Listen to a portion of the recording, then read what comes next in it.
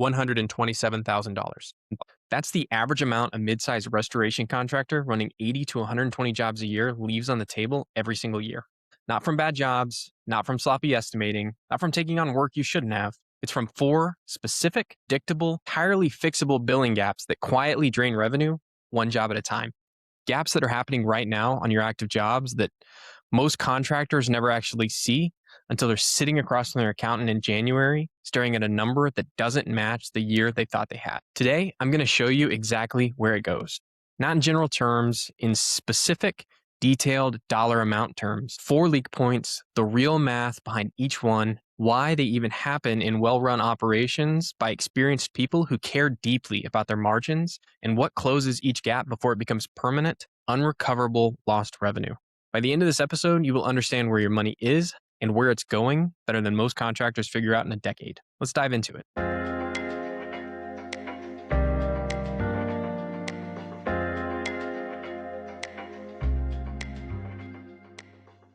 Welcome back to AI on the Job. I'm Tyler Janelle, Chief Operating Officer at JobDocs and Vice President of Revenue at Mr. Restore.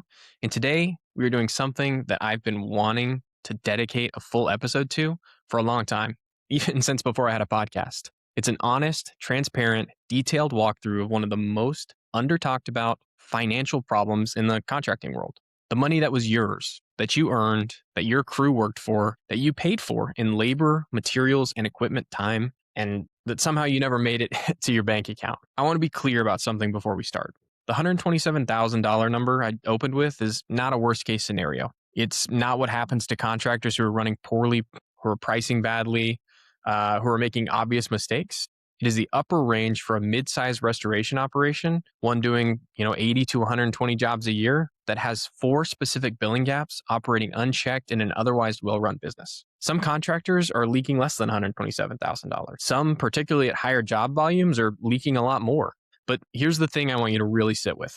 Almost none of them know exactly how much they're losing or exactly where it's going, because these leaks are structured by circumstance to be invisible at the individual job level. You can't see them on a per job basis. They only become visible when you look across your entire portfolio simultaneously. And I'll tell you up front, the contractors who have these leaks are not being careless. They're not being negligent. They're not running their businesses poorly. These leaks are the direct result of running a complex field service operation at pace, where the focus is necessarily on doing excellent work and completing jobs, and where the back office processes that would catch these billing gaps require more administrative bandwidth than most operations realistically have at their disposal. That's the core structural problem. The pace of the work makes the leaks almost inevitable without the right systems in place. And for most of the history of this industry, there haven't been good systems for catching them. That's changed. That's what this episode is about. Here's how today works. I'm going to walk through 4 specific,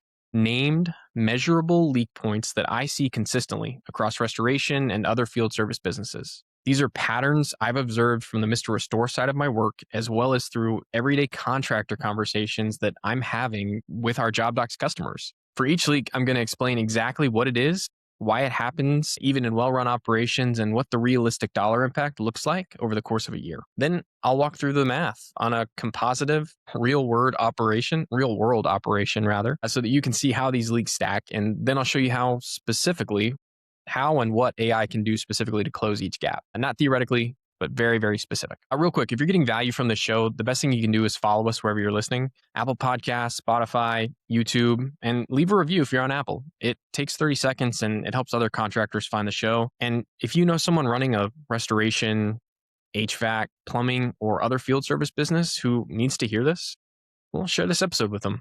That's how we grow, and that's how more contractors find the information that they need to right the ship of their business and to stop leaving money on the table. We've got new episodes every Wednesday, and you can find us anywhere you listen to podcasts. Okay, the 4 leak points. I'm going to go deep on each one, so don't skip ahead mentally to the solutions. Let's stay with the problems for a minute, because understanding exactly why each leak happens is what makes the fix make sense. So leak number 1 is the billing lag. Your billing cycle closes on the 1st of the month. Your cost cutoff, the date after which new costs don't make it into the current invoice, is the 20th. That's a 5-day gap between when you stop capturing costs and when you send the invoice. And in a restoration operation with multiple jobs running simultaneously, an enormous amount can happen in 5 days. Equipment gets moved, materials get pulled, crew hours get logged, subcontractors complete work, scope questions get resolved in the field, and work gets done. All of it real work, all of it representing real cost and potentially real billable value. None of it making it into the invoice that goes out on the first. Now layer in the receivables timeline. Research from multiple construction industry sources consistently shows that general contractors wait an average of 83 days after invoicing to receive payment.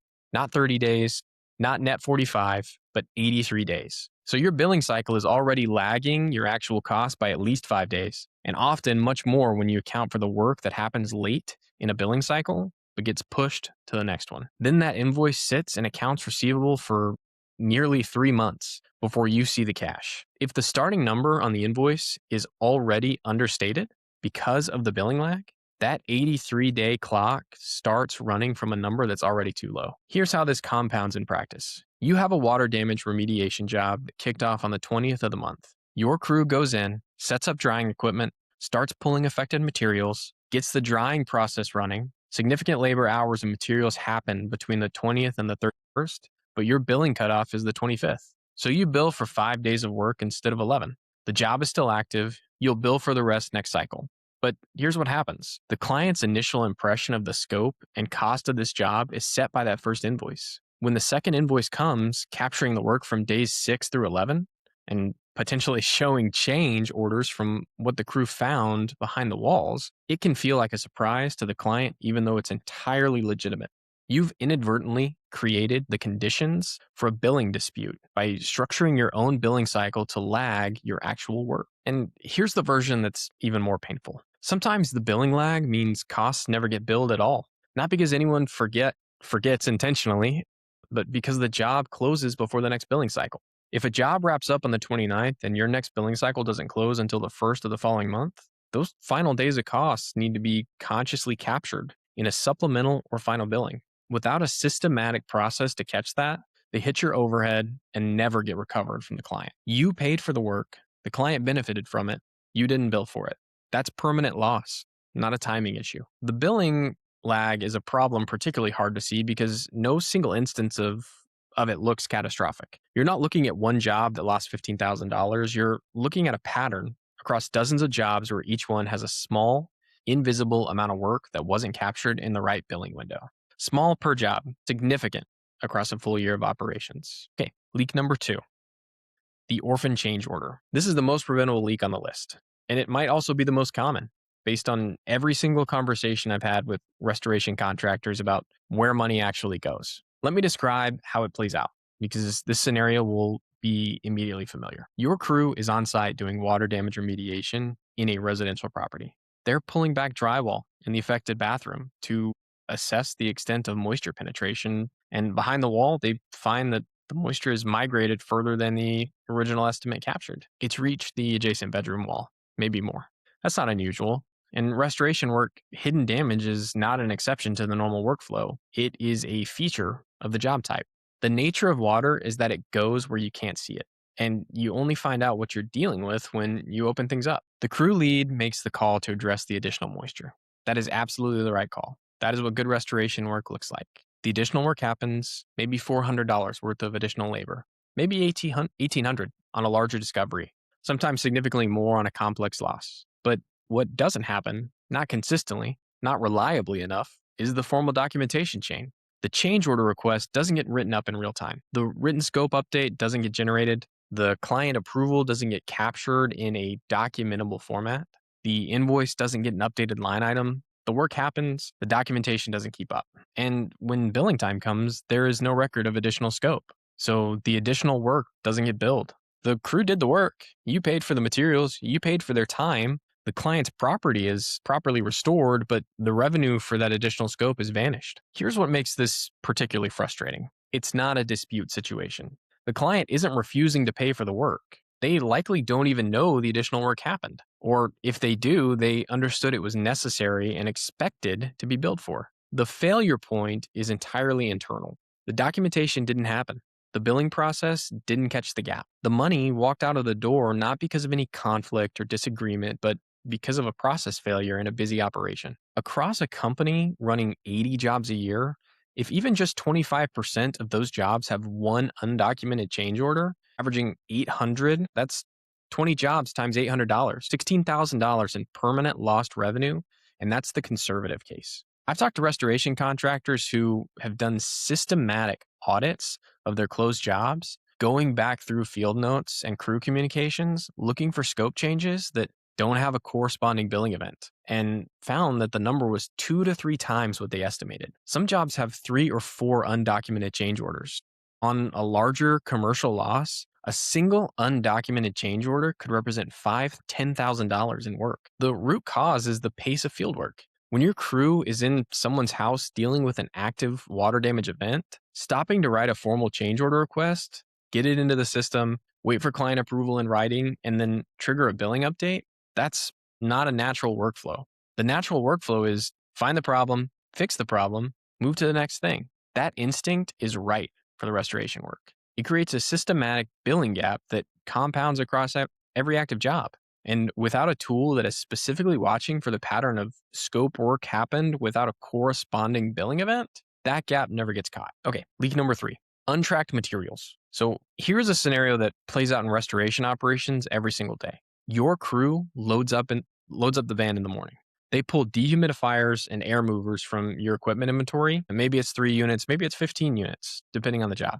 They grab consumable supplies from your shop, so, plastic bags, PPE, gloves, adhesive, poly sheeting, whatever the job requires. Some of those supplies were purchased last month on the company card during a bulk order. Some of them came in on a receipt that a crew member put in his jacket pocket, which may or may not make it back to the office. At the end of that day, what got logged to Job 47 specifically? In a lot of operations, the answer is the equipment that was explicitly listed on the estimate, because that's what the system prompted for. And the materials that somebody consciously remembered to note when they updated the job, everything else, the supplies that came from the shop, the equipment that was pulled from the lot without a formal checkout log, the materials purchased on the company card that week, it hits overhead. It becomes a general expense rather than a job-specific expense. And if those materials were billable to the client, if they were part of the scope, something that should show up on the invoice, they're gone. You bought them, you used them on the job,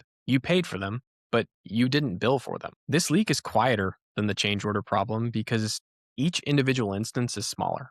You're not talking about a $2,000 undocumented scope expansion. You're talking about $180 in supplies here, $250 in materials there. A piece of equipment used on 3 jobs this week that got logged to the job record for none of them. Individual instances feel trivial, not worth making a process changeover. But when you add up the aggregate across those 80 or 100 jobs over the course of an entire year, well, the number is consistently in the range of $8,000 to $15,000 for a mid-sized restoration operation. That's not trivial.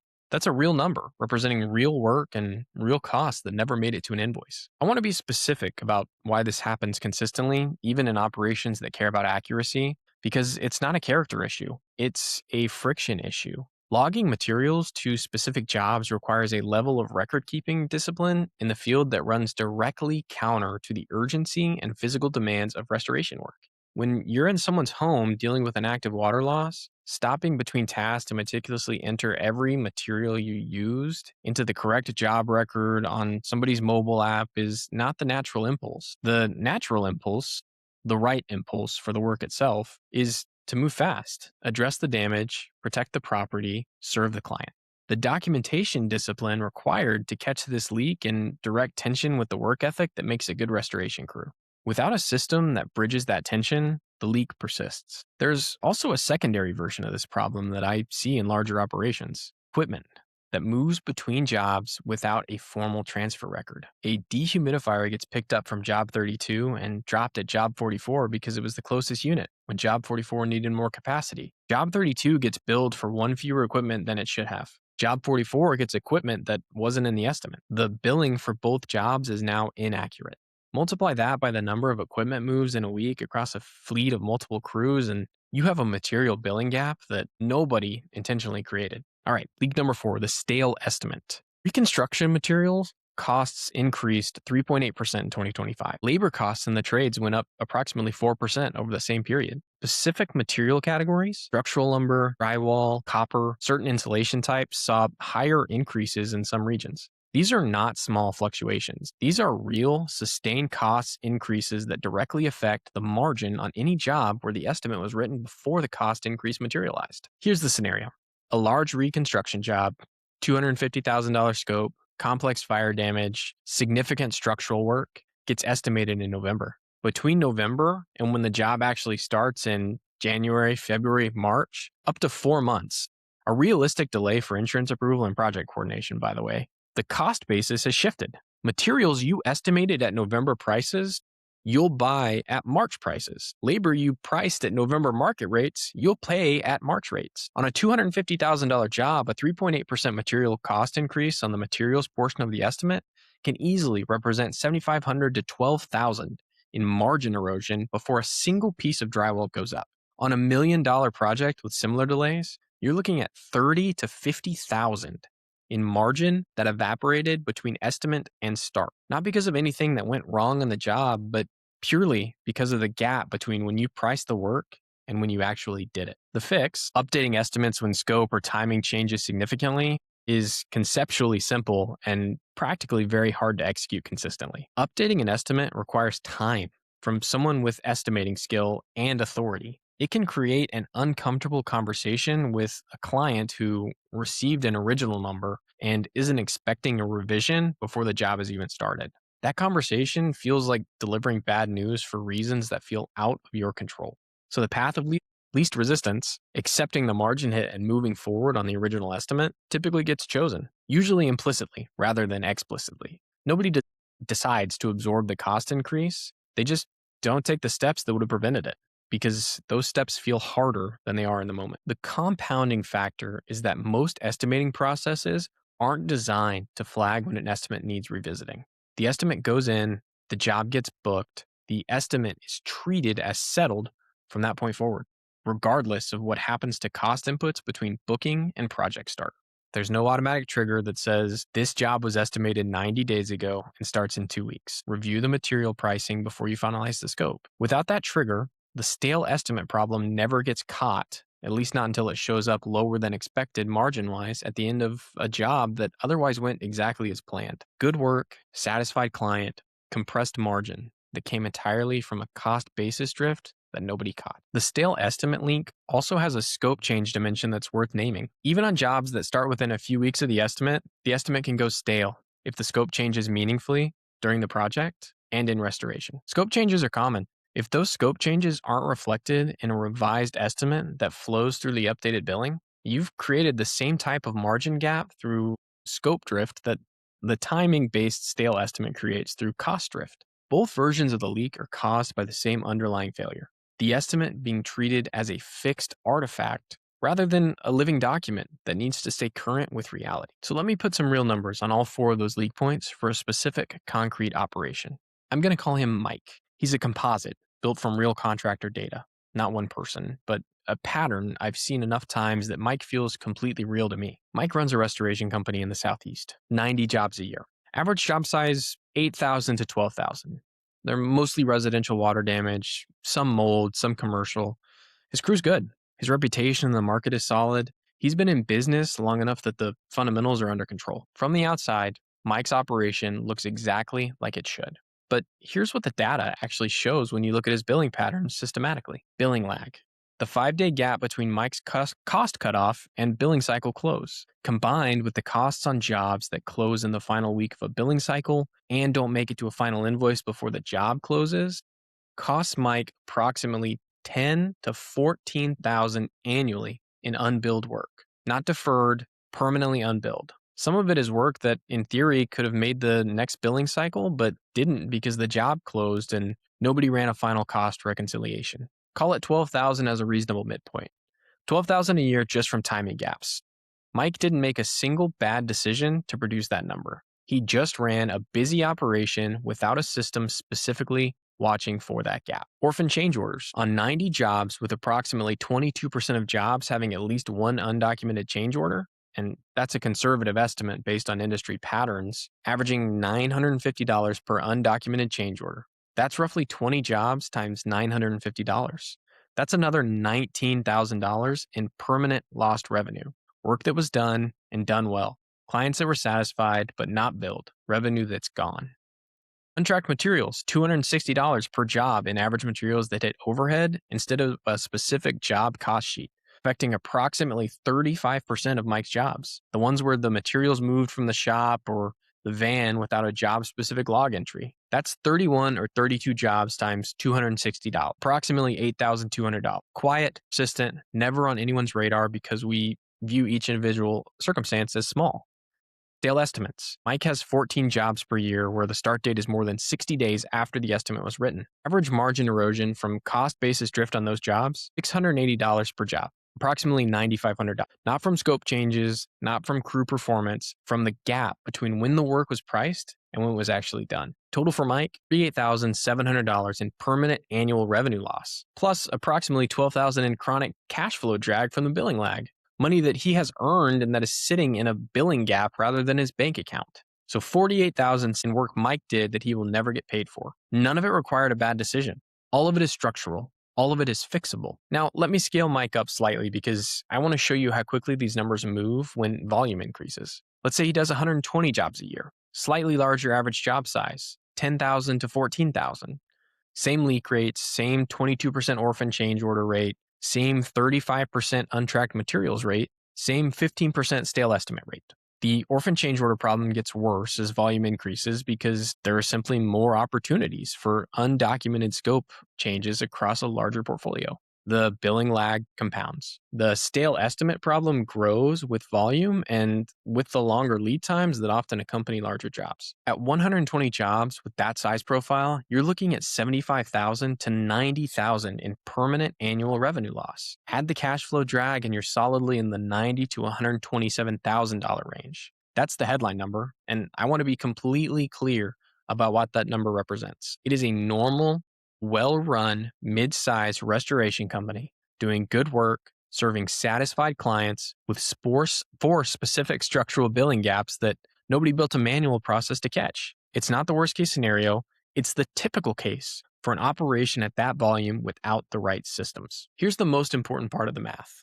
The 127,000 is not spread evenly across all your jobs as a predictable small percentage. It's concentrated in specific identifiable patterns, specific job types, specific billing windows, specific types of scope changes, which means it's catchable. A system that knows what patterns to look for, that watches your jobs in real time for those specific signals, can surface the gap before it closes. That's what changes when you have the right tool in place, not the nature of the work, not the pace of the operation, just the ability to see the gap before it becomes permanent loss. Now, let me walk through what good operational AI does to close each of these four leaks. I'm going to be specific about this because I think the general claim, AI catches billing problems, is easy to say and hard to evaluate. Let me show you the mechanism for each one. So, closing the billing lag.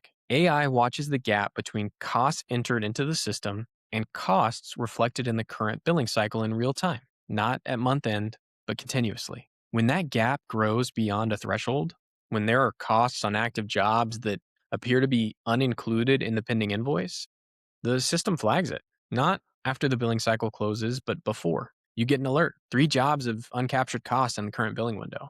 Here are the jobs, here are the cost categories.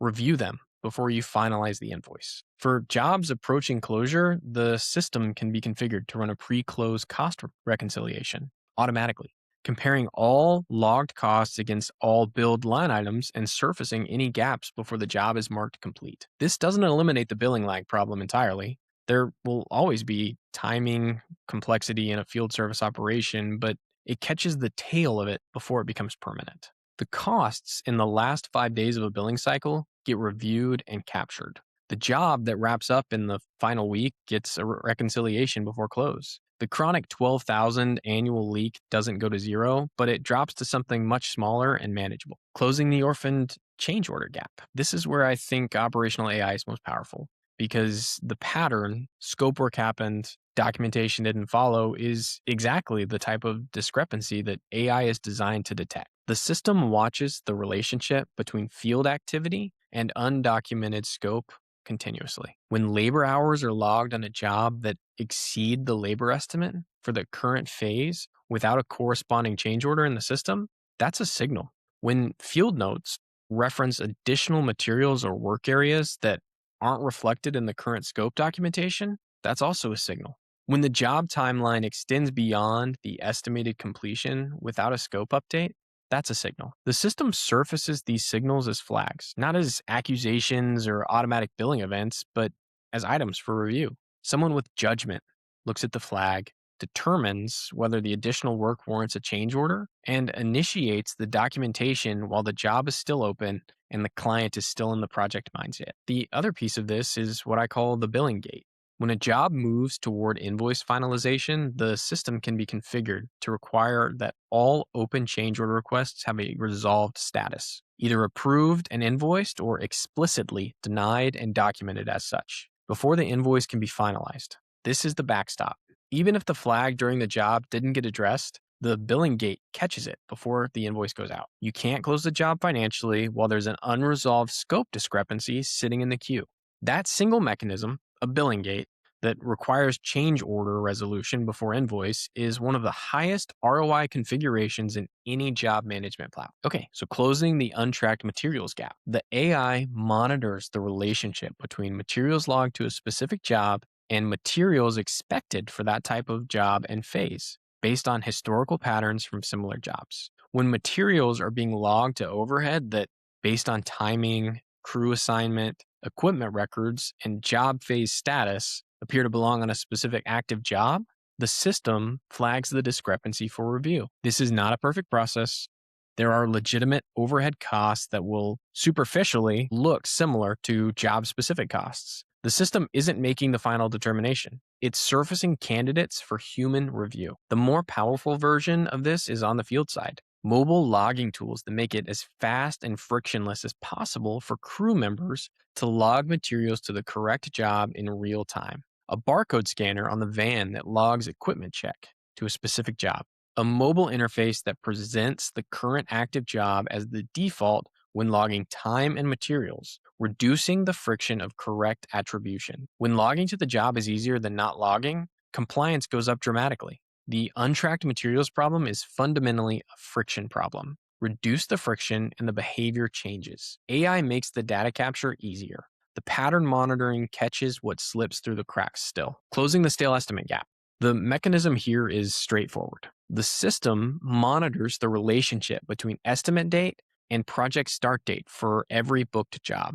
When that gap exceeds a configured threshold, 60 days, 90 days, whatever makes sense for your job mix and market, the system automatically triggers an estimate review flag, not a mandatory revision, a review prompt. Someone with an estimating authority gets a notification. This job was estimated 75 days ago and starts in 2 weeks. Confirm that the key cost inputs still reflect current market conditions before we proceed. That 10 to 15 minute review prevents the margin erosion that comes from pricing work at costs that have since shifted. The system can also be configured to pull in current market data for key material categories, framing lumber, drywall, copper, and flag when material costs have moved by more than a configured percentage since the estimate was written. You don't have to remember to check. The system tells you when it matters. The estimate becomes a living document rather than a fixed artifact, and the gap between estimated and actual cost basis closes dramatically. I've talked with contractors who've gone through the first 90 days using an operational AI platform, specifically Job Docs, because if it's not clear, I'm the COO there. And the consistent reaction I hear is some version of, knew I was losing some money to these gaps. I had no idea it was this specific, this consistent, or this catchable. That's the thing about these 4 leaks. They're not random. They're not chaotic. They follow predictable, identifiable patterns. And predictable patterns are exactly what AI is designed to surface. If you want to run your own numbers through a concrete model and see what your specific leak figure might look like, job-docs.ai has a free ROI calculator. No email required for the basic version. I'd encourage you to run your numbers through it before next week's episode. Link is in the show notes. Let me ask you to do something with this before next episode, because I think the most powerful thing you can do right now is make this real for your own operation. Take 4 of your most recently closed jobs, just 4. This doesn't have to be a comprehensive audit. For each job, look for these things. Is there any evidence in your field notes, crew communications, or equipment logs of work that was done but doesn't appear as a line item on the final invoice? Is there any evidence that materials were used on that job that hit your overhead account instead of the job cost sheet? Was the job estimated more than 60 days before it started? And did the final invoice capture all the work that happened in the last week before the job closed? You will find something in those 4 jobs. I don't say that to be alarmist. I say it because the patterns are that consistent. When you find it, that's not a sign that something is wrong with how you run your business. It's a sign that you're running a real field service operation at real pace and that you now have a specific, concrete understanding of where the gap is and what closing it looks like. To recap, 4 leaks, billing lag, orphan change orders, tracked materials, and stale estimates. The total exposure for a mid-size operation is somewhere between $36,000 and $127,000 annually, depending on volume and job mix. All of it is structural. None of it is the result of bad decisions. And all of it is catchable with the right systems watching for the right patterns. Next episode, I'm talking about a contractor who went through something remarkable. Over 8 years, he tried 5 different software platforms, abandoned 3 of them within 90 days, used one of them for 3 years before realizing it wasn't actually telling him anything useful about his business, and then made a transition that changed the financial profile of his company in a way that he can now quantify with actual numbers. The headline of that episode is going to be uncomfortable in the best possible way. Share this episode with a contractor you know who's dealing with any of these 4 leaks. Leave it a review if it was useful. I'm Tyler Janelle. This is A on the Job, and I'll see you next Wednesday.